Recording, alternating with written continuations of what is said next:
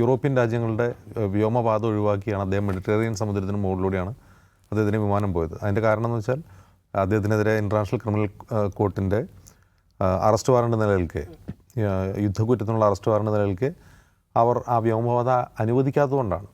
അതായത് അതിലെ വിമാനം പറത്താൻ, നെതന്യാഹുവിനോടുള്ള വിമാനം പറത്താൻ ആ രാജ്യങ്ങൾ വ്യോമപാത അനുവദിച്ചില്ല എന്നുള്ളതാണ്. അത് ഒരു ചെറിയ കാര്യമല്ല.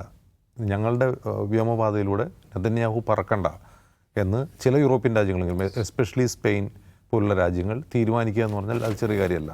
സ്പെയിൻ ഒഴിവാക്കാൻ വേണ്ടിയാണ് അവർ പ്രധാനമായിട്ടും മെഡിറ്ററേനിയൻ മുകളിലൂടെ പറഞ്ഞത്. സ്പെയിൻ്റെ കാര്യം നമ്മൾ എടുക്കുക. സ്പെയിൻ ഒരു യൂറോപ്യൻ രാജ്യമാണ്, EU അംഗമാണ്. എന്നിരിക്കെ ഒട്ടുമിക്ക ഈ മിഡിൽ ഈസ്റ്റിലെ രാജ്യങ്ങളെക്കാൾ ശക്തമായ ഇസ്രായേൽ വിരുദ്ധ നിലപാടാണ് അവർ സ്വീകരിക്കുന്നത്.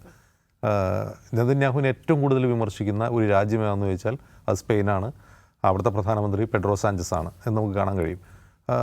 അതിരൂക്ഷമായൊരു സ്റ്റാൻഡ് ഇസ്രായേലിനെതിരെ നൽകി. ഇസ്രായേൽ നടക്കുന്നത് ജനസൈഡാണെന്നും, ഗസയിൽ നടന്നൊരു ജനസൈഡാണെന്നും, നെതന്യാഹു നടത്തുന്നത് വംശഹത്യയാണെന്നും തുടർച്ചയായി അദ്ദേഹം പറഞ്ഞുകൊണ്ടിരിക്കുകയാണ്.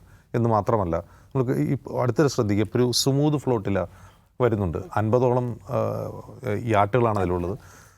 അപ്പോൾ അതിനെതിരെ ഡ്രോൺ ആക്രമണം ഉണ്ടായി. കഴിഞ്ഞ ദിവസം മാധ്യമപ്രവർത്തകർ യുവോൺ റിഡ്ലി അവരതിലുണ്ട്. അവരൊരു വീഡിയോ ഷെയർ ചെയ്തിരുന്നു ട്വിറ്ററിൽ. അതായത് ഇവരുടെ യാട്ടുകളെ ഡ്രോണുകൾ ഉപയോഗിച്ച് ആക്രമിക്കുന്നു, അവരുടെ കമ്മ്യൂണിക്കേഷൻ സംവിധാനം മുഴുവൻ തകരാറിലാവുന്നു. അത് പറഞ്ഞുകൊണ്ടാണ് അവർ ആ വീഡിയോ ചെയ്തത്. അപ്പോൾ അങ്ങനെ ആ വീഡിയോ പുറത്തു വന്നതിന് തൊട്ട് പിന്നാലെ സ്പെയിനും ഇറ്റലിയും ആ ഫ്ലോട്ടിലേക്ക് സംരക്ഷണം ഒരുക്കാൻ വേണ്ടി യുദ്ധക്കപ്പലുകൾ അയക്കുകയാണ്. അപ്പോൾ അവയുടെ സംരക്ഷണത്തിലാണ് ഇപ്പോൾ ആ ഫ്ലോട്ടിലെ യാത്ര ചെയ്തുകൊണ്ടിരിക്കുന്നത് ഓർക്കുക.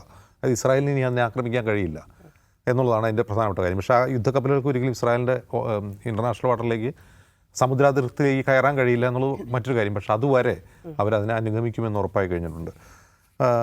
അവിടെ നമ്മൾ പ്രത്യേകം ശ്രദ്ധിക്കേണ്ട കാര്യം ഇറ്റലിയാണ്. അപ്പോൾ സ്പെയിൻ നമുക്കറിയാം, സ്പെയിൻ ഒരു രാജ്യം എന്ന നിലയിൽ അവിടുത്തെ ജനങ്ങൾ കുറേ കൂടി ഈ ഫലസ്തീൻ അനുകൂലമായ നിലപാട് സ്വീകരിക്കുന്നവരാണ്, കുറേ കൂടി പ്രോഗ്രസീവായിട്ടുള്ള രാഷ്ട്രീയമുള്ളവരാണ്. അവിടെ വലതുപക്ഷം ഉണ്ടെങ്കിൽ പോലും വലതുപക്ഷത്തെ അതിജയിക്കുന്ന ഒരു ഇടതുപക്ഷ രാഷ്ട്രീയം അവിടെ ശക്തമാണ്. ഇറ്റലി അങ്ങനെയല്ല. ഇറ്റലി ഭരിക്കുന്നത് പ്രധാനമന്ത്രി നരേന്ദ്രമോദിയുടെ സുഹൃത്തു കൂടിയായ മെലോനിയാണ്. അവരൊരു വലതുപക്ഷ രാഷ്ട്രീയ പാർട്ടിയുടെ നേതാവ് കൂടിയാണ്. അങ്ങനെ ആയിരിക്കെ തന്നെ ഈ ഇറ്റലിയും എന്ത് ചെയ്യുന്നു, ഈ ഫ്ലോട്ടിലെ അനുഗമിക്കാൻ വേണ്ടി ഒരു വാർഷിപ്പ് അയക്കുകയാണ്. അതെന്തുകൊണ്ട് സംഭവിക്കുന്നത് ചോദിച്ചാൽ, ഒരേ സമയം തന്നെ ഈ മെലോനി പറയുന്നുണ്ട് ഈ ഫ്ലോട്ടില ചെയ്യുന്നത് പ്രൊവോക്കേറ്റീവായിട്ടുള്ളൊരു കാര്യമാണ്, ഇസ്രായേലിനെ പ്രകോപിപ്പിക്കാനാണ് അവർ അങ്ങോട്ട് പോകുന്നത് പറയുമ്പോഴും അവരുടെ പ്രതിരോധ മന്ത്രി എന്ത് ചെയ്യുന്നു, ഒരു യുദ്ധക്കപ്പൽ ഇതിൻ്റെ സംരക്ഷണത്തിന് വേണ്ടി അയച്ചു കൊടുക്കുന്നു. അതെന്തുകൊണ്ടാണെന്ന് വെച്ചാൽ ഇറ്റലിയിലെ ജനങ്ങൾ അതിശക്തമായി ഫലസ്തീനോടൊപ്പം നിൽക്കുന്നു എന്നതിൻ്റെ മെസ്സേജാണത്. ജനങ്ങളിൽ നിന്നുള്ള സമ്മർദ്ദമാണ് ആ സർക്കാരിന് അങ്ങനെ ഒരു തീരുമാനം എടുക്കാൻ കഴിയുന്നത്. നോക്കുക, ഇപ്പോൾ ഈ കഴിഞ്ഞ 2-3 മാസത്തിനിടയിൽ തന്നെ എത്ര യൂറോപ്യൻ യൂണിയൻ രാജ്യങ്ങളാണ് സ്വതന്ത്ര ഫലസ്തീൻ എന്ന ആവശ്യത്തെ അംഗീകരിച്ചത്. ബെൽജിയം, ഫ്രാൻസൊക്കെ അംഗീകരിക്കുക എന്ന് പറഞ്ഞാൽ ചെറിയ കാര്യമല്ല. അപ്പോൾ UK എല്ലാവരും അംഗീകരിക്കുന്നു. അപ്പോൾ ഒരു ഗ്ലോബൽ സപ്പോർട്ട് ഒരു സ്വതന്ത്ര ഫലസ്തീൻ രാഷ്ട്രത്തിന് അനുകൂലമായിട്ട് ഉയർന്നു വരുന്നുണ്ട്. ഈ സർക്കാരുകൾ ഈ നിലപാട് സ്വീകരിക്കുന്നത് ഏതെങ്കിലും തരത്തിൽ ഈ വംശഹത്യ കണ്ട് മനസ്സ് മരവിപ്പിച്ച ഭരണകൂടങ്ങൾ സ്വയം നിലപാട് മാറ്റുന്നതല്ല. അവിടുത്തെ ജനങ്ങൾ ആ സർക്കാരിനെ കൊണ്ട് നിലപാട് തിരുത്തിക്കുന്നതാണ്. കാരണം അത്ര വലിയ ഒരു പിന്തുണ ഫലസ്തീൻ കോസിന് വേണ്ടി യൂറോപ്യൻ രാജ്യങ്ങളിൽ ഉയർന്നു വരുന്നുണ്ട്. അപ്പോൾ ഈ ട്രെൻഡ് അമേരിക്കയും സ്വാധീനിക്കും. ഇപ്പോൾ ഇന്നലെ നെതന്യാഹു അവിടെ നിന്ന് പുറപ്പെടുന്ന ഉടൻ തന്നെ ഡൊണാൾഡ് ട്രംപ് അമേരിക്കയിൽ നിന്ന് പറയുകയാണ് ഈ വെസ്റ്റ് ബാങ്ക് ഇസ്രായേലിലേക്ക് കൂട്ടിച്ചേർക്കണമെന്നൊരാവശ്യം ഈ നെതന്യാഹു ക്യാബിനറ്റിലെ ചില തീവ്ര വലതുപക്ഷ മന്ത്രിമാർ ആവശ്യം ഉന്നയിക്കുന്നുണ്ട്. നെതന്യാഹു തന്നെ അതിന് സപ്പോർട്ടാണെന്ന് പറയപ്പെടുന്നു. പക്ഷെ അതൊരു ഒഫീഷ്യൽ ഡിക്ലറേഷൻ വന്നിട്ടില്ല. പക്ഷേ ട്രംപ് ഈ ഒരു വർഷത്തെ ട്രംപിൻ്റെ ഇസ്രായേലിന് അനുകൂല നിലപാടുകളുള്ള പ്രസ്താവനകൾ ശ്രദ്ധിക്കുക.